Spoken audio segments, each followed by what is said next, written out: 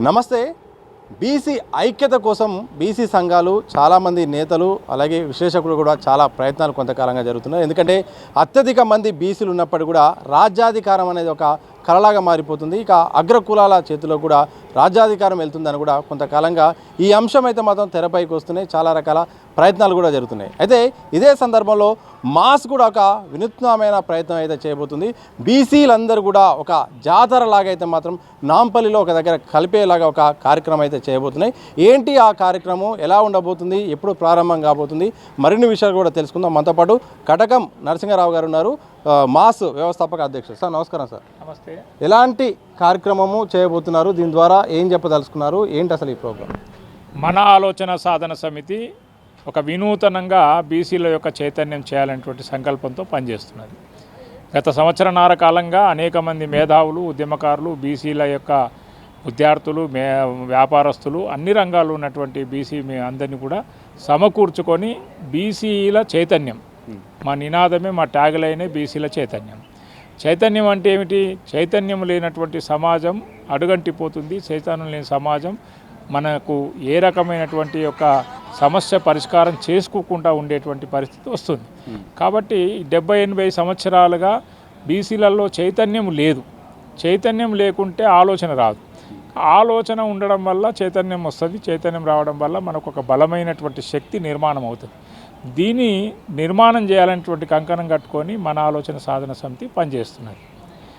ఇప్పుడు గత సంవత్సరాల కాలంగా అనేక కార్యక్రమాలను నిర్వహిస్తూ ఆ ఓరియంటేషన్ క్లాసులు, ట్రైనింగ్ క్లాసులు, వ్యక్తిగతమైనటువంటి యొక్క వాళ్ళ అభిరుచులను బట్టి వాళ్ళని తయారు చేయడము, నాయకులను తయారు చేయడం, ఇట్లా చేస్తూ బీసీలన్ని సంఘాలను, కుల వృత్తుల సంఘాలను, బీసీ సంఘాలను, అట్లాగే రాజకీయ నాయకుల్లో, రాజకీయ పార్టీలు ఉన్నటువంటి వాళ్ళందరినీ కూడా ఒక దగ్గర గుమిగూడే విధంగా, ఎట్లయితే మనం జాతర చేసుకుంటామో, బోనాల పండుగ, బతుకమ్మ పండుగ, మనము మా దసరా వచ్చిందంటే మన ఊర్లు వెళ్ళిపోతాం, మనం ఊర్లోకి వెళ్తాం, అందరం ఎక్కడెక్కడ ఉన్నా కానీ మన ఊర్లోకి వెళ్ళి అలైబలై చేస్తాం. అంటే ఏమిటి? ఒక పద్ధతి, ఒక సంస్కృతిని కాపాడుకునేటువంటి విధంగా మనందరం కూడా ఒక దగ్గర గుమిగూడతాం. మనము రేపు 19వ తారీఖు నాడు 2 గంటల నుండి ఎక్కడైతే ఎగ్జిబిషన్ గ్రౌండ్లో మనము బీసీ జనజాగరణ జాతర పెట్టినామో ఆ జాతరలో ఈ తెలంగాణలో ఉన్నటువంటి సబ్బండ వర్గాలన్నీ కూడా ఒక దగ్గరికి జమ అవుతాయి. ఇక్కడ ఏ రకమైనటువంటి డిమాండ్ కానీ, రాజకీయమైనటువంటి విశ్లేషణ కానీ, రాజకీయాలకు సంబంధించినటువంటి అంశాలు ఏవి కూడా ఉండవు. కేవలం మనం జాతరలాగా పాల్గొంటాం. జాతరలో బాగున్నారా, ఎట్లా ఉన్నారు, ఏమున్నారు అనేటువంటిది ఒక మనం పలకరింపులు, అక్కడ గుమిగూడడం అనేటువంటిది ప్రధానం. దీనివల్ల ఏమవుతుందంటే ఒక శక్తి నిర్మాణం అవుతుంది. ఈ శక్తి ఎదుటి వాళ్లకు బెదిరించడానికో లేకపోతే ఎదుటి వాళ్ళకి ఏదో చెప్పడానికో కాదు. ఇది మన బీసీలలో ఒక ఆత్మవిశ్వాసాన్ని, ఆత్మగౌరవాన్ని పెంపొందించడానికి మాత్రమే పనిచేస్తుంది.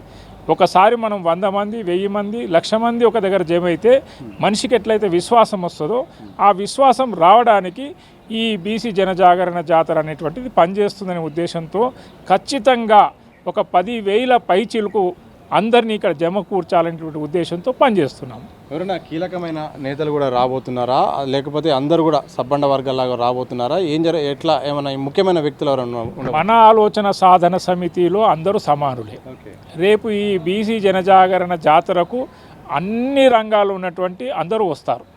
రాజకీయ నాయకుల్లో ఉన్నటువంటి పిసిసి ప్రెసిడెంటు, బీజేపీలో ఉన్నటువంటి బీసీలు, బీజేపీలో ఉన్నటువంటి బీసీ ఎంపీలు, కాంగ్రెస్లో ఉన్నటువంటి బీసీ ఎంపీలు, ఎమ్మెల్యేలు, కమ్యూనిస్టులో ఉన్నటువంటి బీసీ ఎంపీలు, ఎమ్మెల్యేలు, ఇట్లా వాట్ నాట్ ఎవ్రీబడి ఎవరైతే బీసీలుగాను చలామణి అవుతున్నారో ఆటో యూనియన్ కాడికి మొదలుపెట్టి ఆఫీసర్స్ యూనియన్ దాకా, అమాలి యూనియన్ కాడికి మొదలుపెట్టి అనేక రంగాల్లో ఉన్నటువంటి యూనియన్లో ఉన్నటువంటి బీసీలందరినీ కూడా సమకూరుస్తాం. కేంద్ర ప్రభుత్వం ఉద్యోగులు కానీ, రాష్ట్ర ప్రభుత్వ ఉద్యోగులు కానీ, మేధావులు కానీ, విద్యావంతులు కానీ, ఎవరన్నా కానీ బీసీలుగా ఉన్నటువంటి అందరినీ ఈ సమావేశానికి, ఈ యొక్క జాతరకు పిలుస్తున్నాం. సార్ చివరిగా చెప్పండి సార్, బీసీల ఐక్యత అనేది ఒక పెద్ద క్వశ్చన్ మార్క్గా మారిపోయింది. చాలా కులాలు ఉండడం వల్ల ఈ కులాల మధ్య ఒక ఐక్యత అనేది కుదరట్లేదు. అందుకోసమే మిగతా వాళ్ళకు అదొక రాజకీయంగా, సామాజికంగా ప్లస్ అవుతుందని కూడా ప్రచారం జరుగుతుంది. మరి బీసీ ఐక్యత అనేది సాధ్యమా?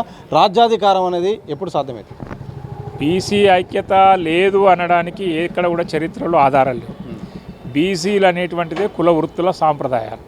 కుల వృత్తుల సంస్కృతి. ఈ సంస్కృతిలో ఉన్నటువంటిదే ఐక్యత.